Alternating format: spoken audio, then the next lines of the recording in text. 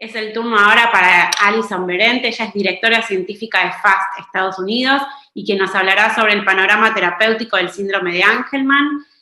Antes de darle paso, les recordamos usar el chat de Zoom y Facebook para colocar las preguntas para cada uno de los conferencistas del segundo panel. Y siendo la primera conferencia de la doctora Berent, le pasamos la palabra y le agradecemos también por su presencia. Hello, everyone, and thank you so much to FAST LATAM and the rest of the global Angelman community for giving me the opportunity to be able to share some of the information, some of which is brand new that I could share with you about the therapeutic landscape in Angelman syndrome. And so I'm going to spend a little bit of time talking to you today about all the different aspects of Angelman syndrome, as well as where the therapeutic and translational research landscape is. Firstly, my name is Allyson Berent, and I am the Chief Science Officer for the Foundation for Angelman Syndrome Therapeutics in the United States. I also serve as the Chief Operating Officer of Genetics Biotherapeutics, and I serve as the Director of the Angelman Syndrome Biomarker and Outcome Measure Consortium, which I'll talk a little bit more about throughout this lecture. Additionally, I am the co-director of InSync, which is the International Angelman Syndrome Research Council.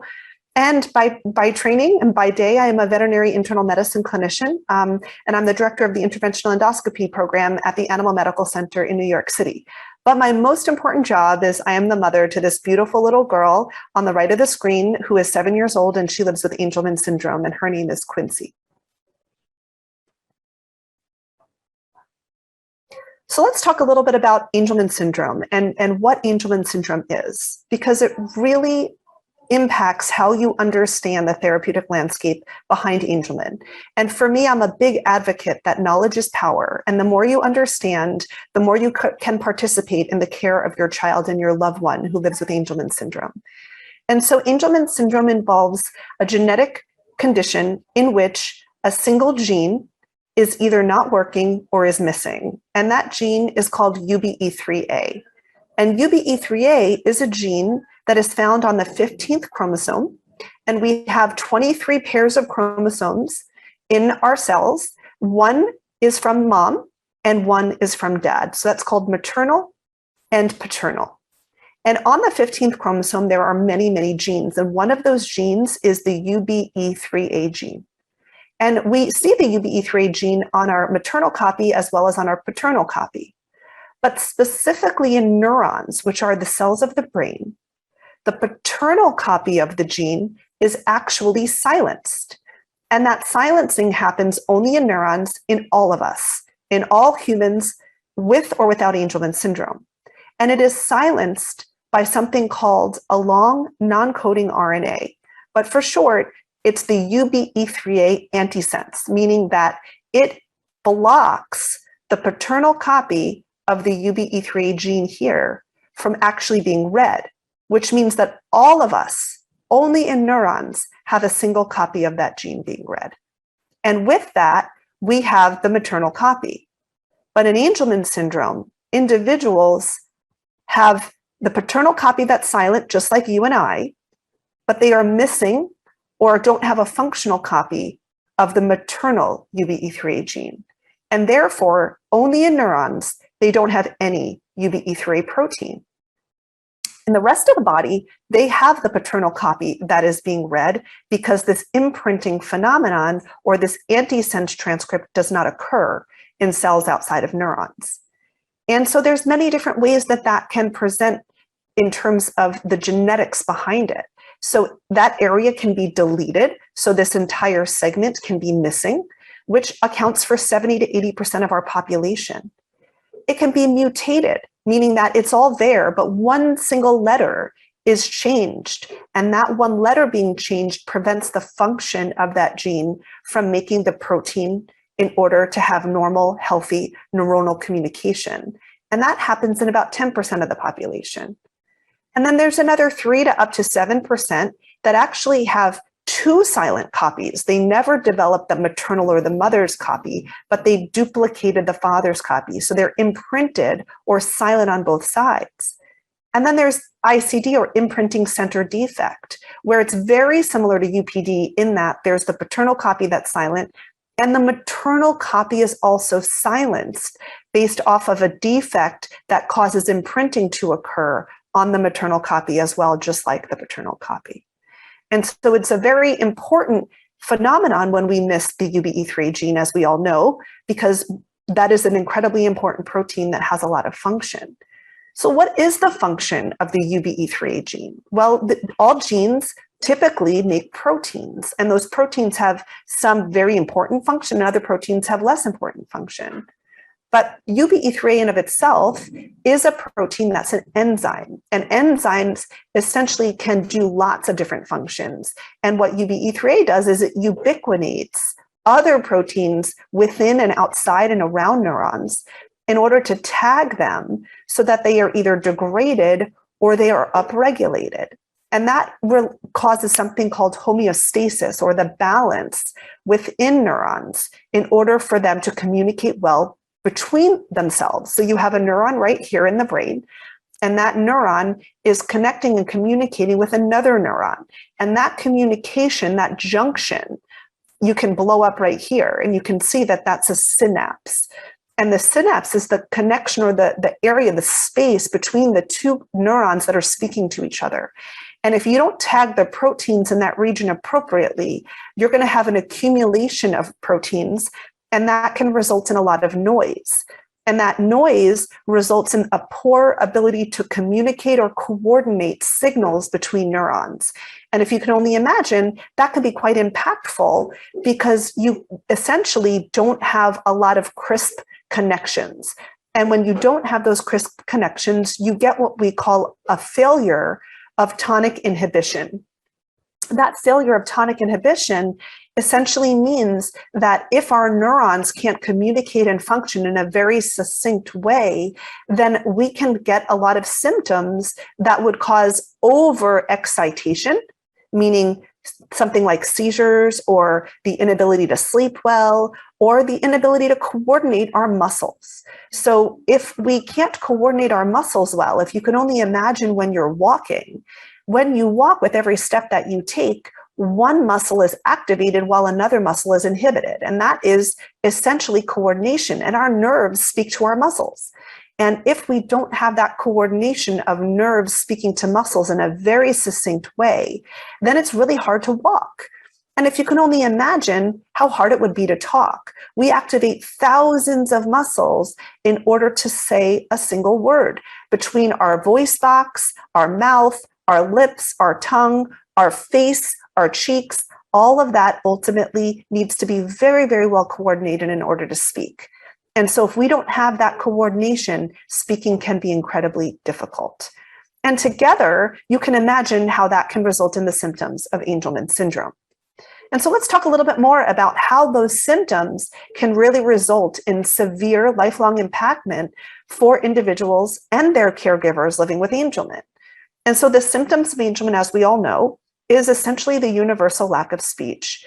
It could be life-threatening and debilitating seizures. There could be severe developmental delay, which is essentially universal in Angelman syndrome. Individuals have commonly incoordination or ataxia. They have apraxia and dyspraxia. So when they're told to do something, it's really hard for them to do that. Some individuals have some disruptive behaviors, and they could have severe sleep disturbances. Some individuals sleep 2 or 3 hours a night, and that is very, very hard on families and caregivers as well as the patient. They can have very severe feeding issues, especially very early in life.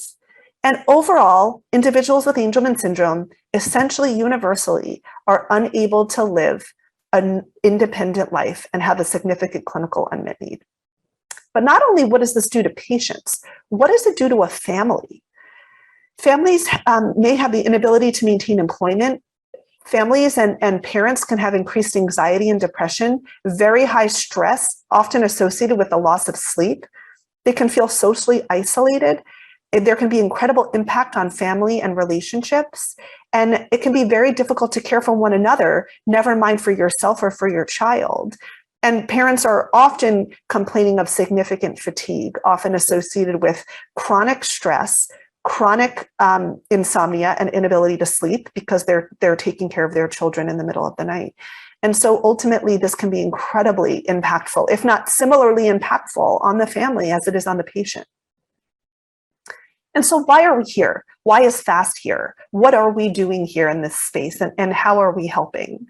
So FAST has a single mission, and that mission is essentially to ensure that no matter what we do, that we are dedicated to bringing transformative treatments to all individuals around the world, regardless of age or genotype, living with Angelman syndrome, to reach an ultimate cure. And this is done through the funding of a very aggressive research agenda, while we promote collaboration, understanding, readiness, and expedition of drug development. And it's our hope that all of the programs we fund can help accelerate a proof of concept from animal models to a human drug candidate that can actually bring us to clinical trials. We are served by two boards, a very strong board of directors, as well as a very strong scientific advisory board. And we work hand in hand to bring practical treatments into current medical practice as quickly, but as safely as possible. And that is the role of FAST. And we've done that through support of raising and dedicating over $25 million in order to support FAST-funded research. $3 million of that was directed toward creating novel animal models, like a large deletion rat, multiple mouse models, as well as a pig model of Angelman syndrome. We fund over 20 laboratories, funding people to understand the etiology of Angelman syndrome and direct that toward developing meaningful therapeutics for the human population. We have supported over 9 gene therapy and disease modification strategies in order to support the drug development life cycle for Angelman syndrome. And FAST was launched in 2008, and through that process, it has accelerated. And in 2016, they invested $5.8 million into 5 gene therapy and disease modification strategies, which allowed us in 2017 to launch the for-profit company Genetics Biotherapeutics in order to develop an antisense oligonucleotide for Angelman syndrome. And that phase 1/2 clinical trial was launched in February of 2020. And that was through the collaboration of our entire community and the efforts of our amazing research team, as well as our parents, our boards, and our and of course the individuals living with Angelman. And so what is our roadmap to success? How do we get there? Well, we have 3 main pillars. The first pillar is investigating therapeutic strategies in order to understand that we can replace the missing gene, the maternal copy, or we can activate the paternal copy of that gene by directing the therapeutics toward the paternal copy. We can identify symptomatic treatments and look at the synapse, look at the extra proteins and the missing proteins, and figure out how we can relieve some of those symptoms working in downstream targets. And finally, we must prepare for clinical trials. We need to create animal models. As I mentioned, we are working toward developing endpoints that are meaningful to families for clinical trials. We help with clinical trial design so that it's best executed in our population and it's met with appeal to families and to patients. And we ensure that we are genotypic specific so that we can make sure every genotype will eventually see some meaningful therapeutics. And then we developed a collaborative effort with InSync, the International Angelman Syndrome Research Council, in order to bring on world-renowned and global experts in areas outside of Angelman syndrome, so we can understand and leverage some of the learnings in other diseases so that we can accelerate drug development for Angelman syndrome. And so these disease modification strategies, let's talk first about how we're going to replace that missing gene. So we can do that through an adeno-associated virus, or an AAV, where we could take a virus and put the Uv E3a gene inside of it and deliver that into the neurons of the brain and essentially just give back that Uv E3a gene, which makes the Uv E3a protein.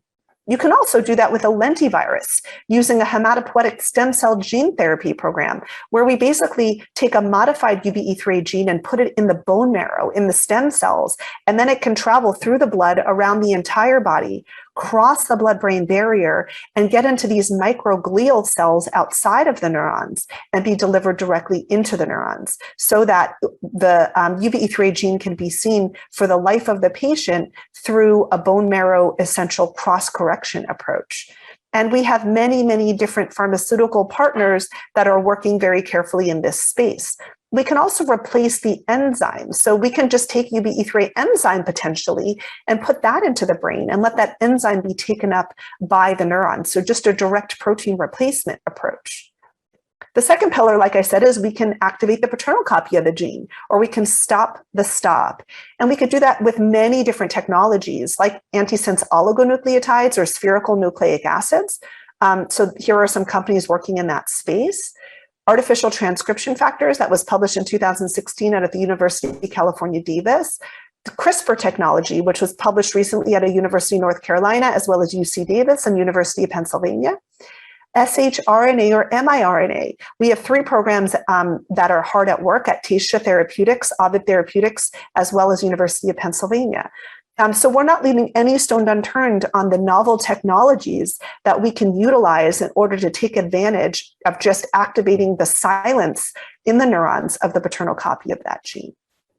And then finally, downstream targets. So we can look at small molecules and ligands, and companies like Neuron Therapeutics and Helix, they are working hard for Angelman syndrome in order to develop some downstream targets that could be meaningful for Angelman syndrome as well. And then there are many other undisclosed people in the space working hard on Angelman syndrome.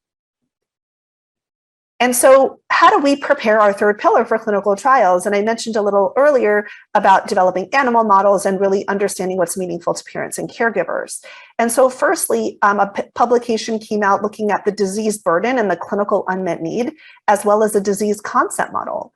And this result, really showed that there's a huge clinical unmet need in this population, and areas of focus are motor functioning, communication, behavior, and sleep. And the disease concept model that was supported through the Angelman Syndrome Biomarker and Outcome Measure Consortium, as well as Roche Therapeutics, they helped to develop that. There is a funded natural history study that was funded by the NIH in 2006 and another one funded by the FDA in 2018. And now we are leveraging the information from that natural history study and all of the different endpoints that are being evaluated in that longitudinal study, where now FAST UK, Latin America, Italy, Spain, and France are underway in developing their own natural history studies, because that data is so incredibly important to pharmaceutical partners to be able to really understand where are the patients, what do they look like in different regions of the world, and how do we leverage the information we now have over many, many years to be able to analyze that data so that when we give a therapeutic, we can show if there has been a meaningful change over time. In 2016, the Angelman Syndrome Biomarker and Outcome Measure Consortium, or the ABOM, was launched in collaboration with some of our early pharmaceutical partners, as well as the Angelman Syndrome Foundation. And we focus on all the different domains that are most impactful to families and children living with Angelman.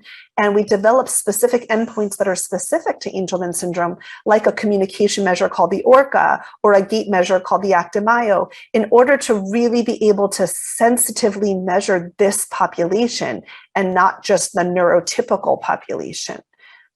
We are working very, very closely with the Global Angelman Syndrome Registry that was launched out of FAST Australia. And it's really important that people around the world register in this registry so that when pharmaceutical partners come in and they're looking for what part of the world they need to really utilize their efforts, they can see where the population is, where people are registered, and where there is data over time so that they can utilize that data for the benefit of their clinical trial development.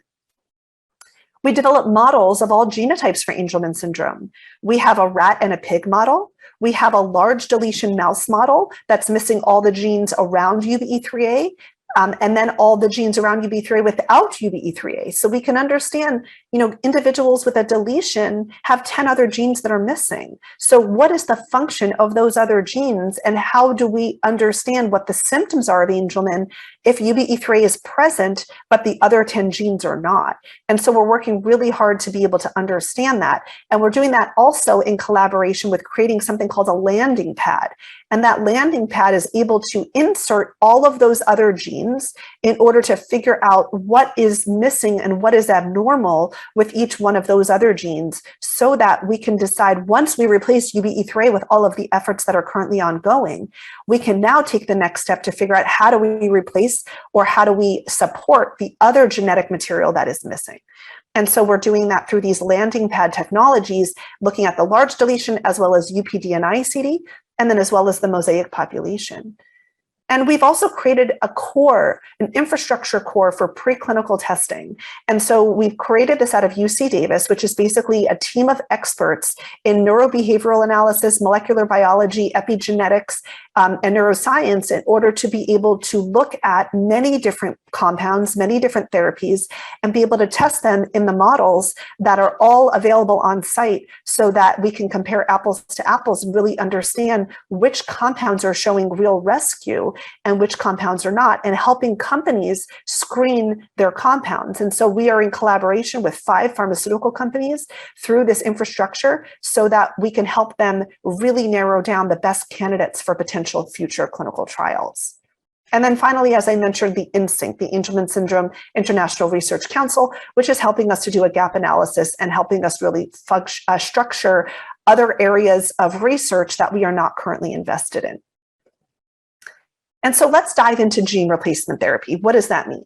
So as I said earlier, basically what that means is that we're replacing a missing gene. The Uv E3a gene is missing in neurons, and we're either directing that into the neurons through a viral vector, which is a healthy virus called an adeno-associated virus. And that virus basically is a carrier for the Uv E3a gene. And we carry that into the neurons and then drop off the gene so that it can develop and make its protein. And that protein can hopefully function in order to then allow the neurons to speak to each other. And that was first published in 2011 out of Dr. Ed Weber's lab at the University of South Florida. And what he showed there was that he was able to rescue some of the learning and memory of the mice with Angelman syndrome. Another program was sponsored from FAST out of UPenn, and they were able to rescue some of the other phenotypes or other behaviors like marble burying, weight gain, and the Y maze. So essentially, we have a proof of concept that with the gene replacement therapy, we can see some phenotypic rescue in the mouse with Angelman syndrome. And so really it's up to the human to tell us how much symptom relief we can get with that. Another program is called, with gene replacement therapy, is the hematopoietic stem cell lentivirus gene therapy. And basically that was just recently published in 2021 out of Dr. Joe Anderson's lab at the University of California, Davis. And what this program showed was a full phenotypic rescue of every behavior that has been tested in the Angelman syndrome mouse model robustly, not only in the newborn mouse, but also in the juvenile mouse. And so this showed that the concept of a therapeutic window where you can or can't get some symptomatic rescue was really contradicted, which was the first time that that was done in a really robust way. So that was really, really promising for the Angelman syndrome community. And they were able to rescue numerous different phenotypes, like the rotarod, so that's coordination, digigait, which is the gait, beam walking, which is balance, EEG, which shows seizures and brain activity, open field, which shows anxiety and behaviors, novel object recognition, which shows some cognition as well as behaviors, and then the EEG delta power change, which really was able to show an association potentially with cognition and Angelman syndrome. And there are 4 other gene therapy programs that are currently being developed for Angelman syndrome that are working toward clinical trial that are undisclosed as well. And so just an example of proof of concept, and this is the UC Davis program with hematopoietic stem cell gene therapy, but I just wanted you to show how profound this is. So this is the digigait, and this is an Angelman syndrome mouse who is running on a treadmill. And you can see that their legs are a little bit uncoordinated. They really can't keep up. They keep getting hit by this bumper here because they just can't get to the front bumper. And so on the treadmill, they really are just losing track and they're falling short. And then if you watch this mouse, you can see the cadence. You can see how easy it is for this mouse after treatment with the hematopoietic stem cell gene therapy to be able to run very similar to a wild type or typical mouse without Angelman syndrome. And so this is the mouse pre, and this is the mouse post after gene therapy. And you can see the difference is pretty profound. And so that's really the proof of concept that we're looking for in order to help to rescue some of the phenotype for Angelman syndrome. And what about enzyme replacement therapy? So we could essentially just take the protein, take the Uv E3a protein, and inject that directly into the brain through a port, and then deliver that into the brain and have it taken up by the brain and by the neurons. And this is a compound that was approved by the FDA for Batten disease, where you have this little port that goes under the scalp and you can inject that with enzyme. And then that's an enzyme replacement therapy that's done intrathecally or within the brain. And so we're working with a team in order to try to see if we can develop that also for Angelman syndrome. And then what about the pillar number 2, activating the paternal copy of that gene? Well, that has been done in 2011. That was published as a proof of concept using a chemotherapeutic agent called the topoisomerase inhibitor, but that was ultimately just a proof of concept to show that if you activate the paternal copy of the gene, you can actually express the Uv E3a protein. And that has since been advanced with antisense oligonucleotides, artificial transcription factors, shRNA, and miRNA. And these are the numerous companies that are working in this space. And just to break that down a little bit for you, here's a really good example of an antisense oligonucleotide. And this was first published in 2015 out of Dr. Art Baudet's lab. And basically what he showed was that by taking an Angelman syndrome mouse, you could see here that you're not staining for any Uv E3a. After treating a mouse with an antisense oligonucleotide, you can see that throughout the entire brain, Uv E3a is very highly activated. And so you could see that you have Uv E3a throughout the brain, where without the ASO, you don't have that in the brain.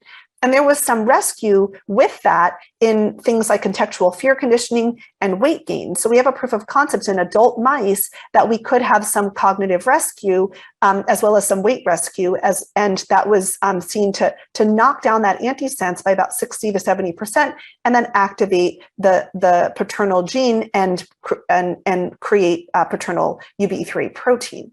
And so now there are 2 clinical trials that are active for Angelman syndrome in humans. One is through Genetics and Ultragenics, and one is through Roche and Genentech.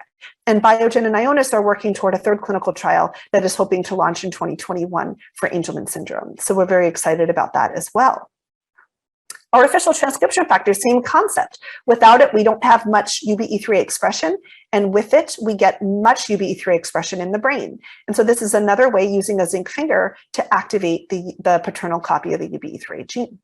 Another similar mechanism is using something called CRISPR technology. CRISPR-Cas9 was published in 2019 out of University of North Carolina. Actually, the paper came out in 2020 by Dr. Mark Zolka's lab. And he showed something similar to the ASO, but he was using an AAV, a virus, to deliver something called a guide RNA in order to be able to permanently cut the paternal antisense transcript and then result in permanent paternal Uv E3a expression. And that is a program now that is being launched out of the University of North Carolina for CRISPR-Cas9 and University of Pennsylvania, and then a CRISPR-Cas13 program, which is a different type of Cas protein that is being evaluated by University of California, Davis. And they just received a $1.3 million grant from the Center for Regenerative Medicine and Cures out of California. So that is very exciting that the seeding money that FAST funded that team, they actually were just able to leverage that to get another $1.3 million grant in order to accelerate this toward human candidate, which is very, very exciting.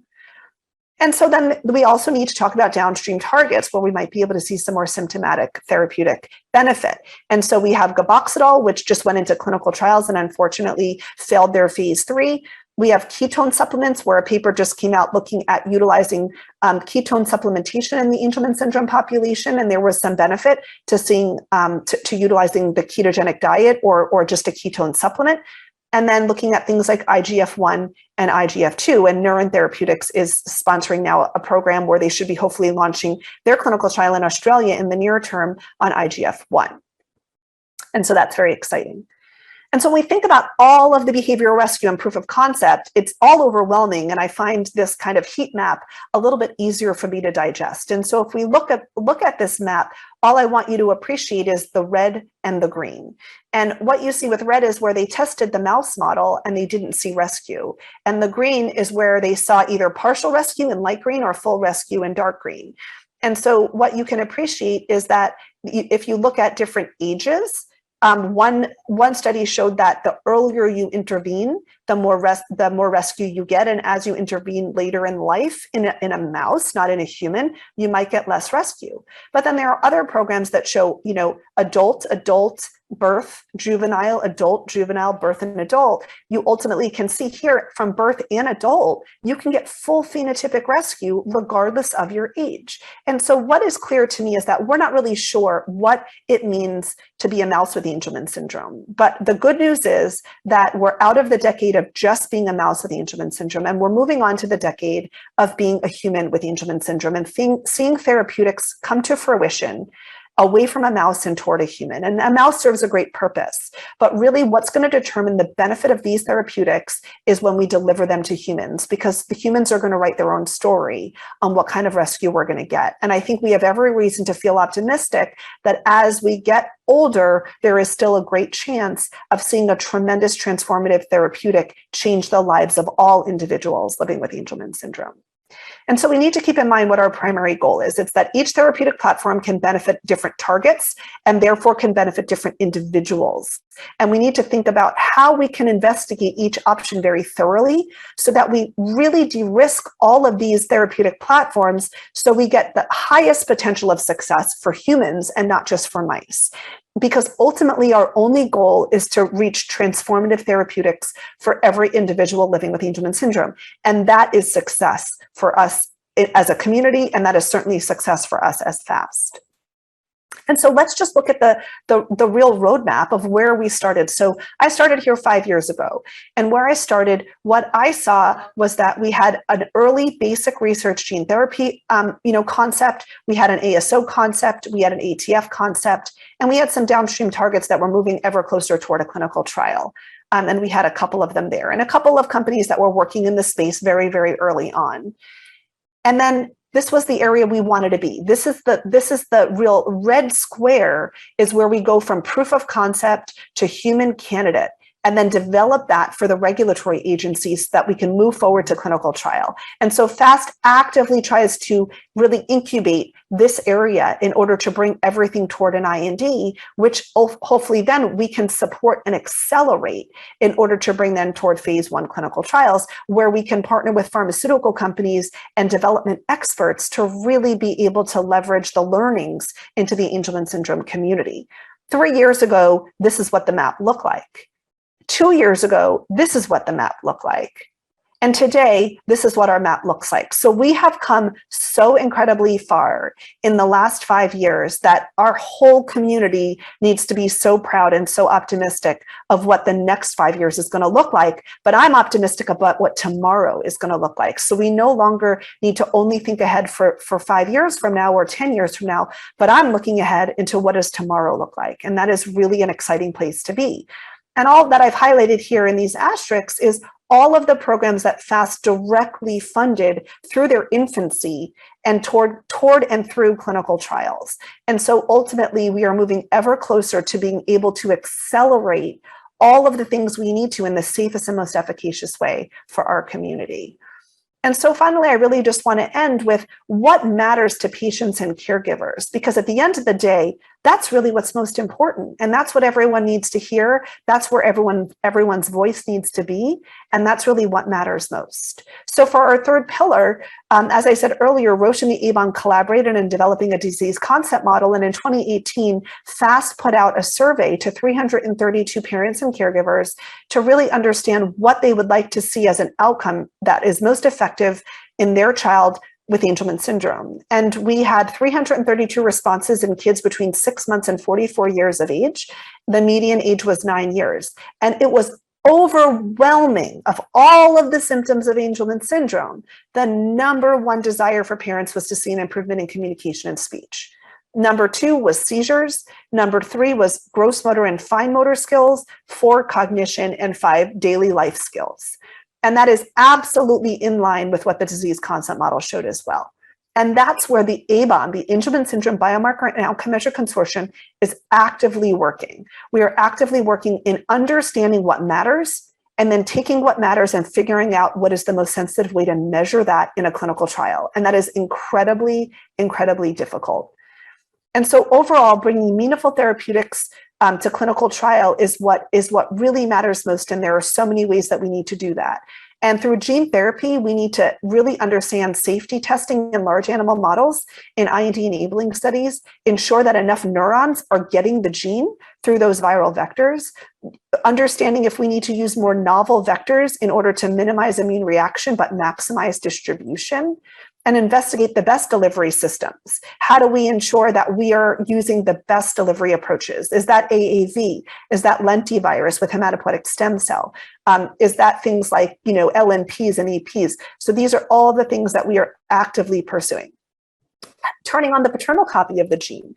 Different targets on Uv E3a antisense may have a different benefit on how much is turned on. Does the dose frequency change with age? What is the best age to intervene? What is the best genotype to intervene? And if we can intervene on all genotypes, which I strongly believe we can, how do we start on dose? Because different genotypes are going to potentially need a different dose. Finding those candidates that can really have the most long-term impact is really what the ultimate holy grail is. And so trying to pursue that early so that we can help in the long term. Knowing what downstream targets are going to be most important to our patients and ensure that we have the best outcome assessments to measure those changes. Are we ready for clinical trials? We need to make sure our biomarker and outcome measure consortiums are prioritized and that they're sensitive, that they're able to measure a minimal clinical important difference, MCID, for our patients that live with Angelman syndrome. We need to align with all pharmaceutical companies so that we are as pre-competitive as we can be, as transparent as we can be, to ensure that everybody benefits from all of our work and all of the efforts that we have worked so hard for. We need to continue in drug discovery. Every day there are new discoveries that we can't be behind the 8 ball on. So we need to not only continue in drug discovery, but we need to accelerate through the IND process, through that red square. We need to accelerate not only through the basic science, but we need to accelerate through the clinical trial network of really understanding how to get to trials and de-risking that for all of our pharmaceutical partners so that the risk is low or as low as possible for them in order to take that through to human clinical trials. And so ultimately, when we think about our mission is to ultimately cure Angelman syndrome. And we do that through the CURE initiative, which is to collaborate, to understand, to ready, and to expedite. And numerous potential therapeutic platforms are invested in Angelman syndrome. Angelman is unique with so many promising clinical results to date. And where are gaps to ensure that we are funding all of the needs of the Angelman community and that we reach meaningful transformative treatments for every single individual in the world living with Angelman, regardless of their age and regardless of their genotype. And so what's really important for us to remember is that there are so many disorders out there that will never be cured or probably treated in our entire lifetime.